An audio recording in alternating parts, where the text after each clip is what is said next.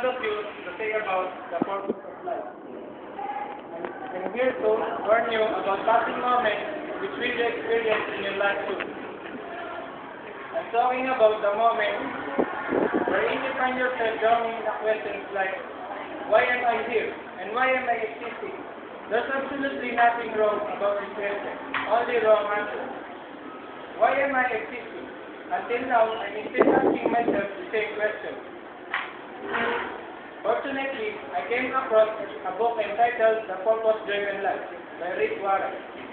I'm still in the first chapter, but I think Mr. Warren and I can lead you to your answers to your million-dollar question. Life is not about you. It is understandable that as students, we are so full of dreams and ambitions.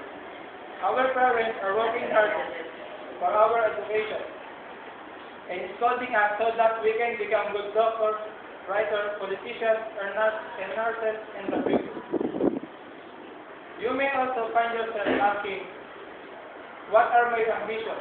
What are my goals? The answer is what you want in life. It is not your purpose goal. When we ask this question, we focus on ourselves. We tend to forget that we simply exist because it is God's will. Remember, you were made for God submitting yourself for His purpose. You don't use Him to succeed, because success and fulfilling your life are two different things. Simply put, choose your calling, your craft, your hobby, but you can choose your purpose. God's plan is before we even existed. Remember, God is not just the starting point of your life. He is the source of it. So to discover the meaning and purpose of your life, turn to God's Word, not only television. Let the Bible be your manual. You are not an accident. Of course, a prettier classmate doesn't mean that she must more loved and blessed by God.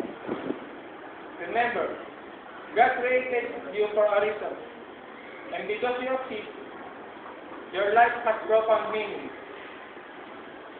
God thought the color of your skin, the size of your eyes, your every talent, your place of birth, your day of birth and death, and even our parents.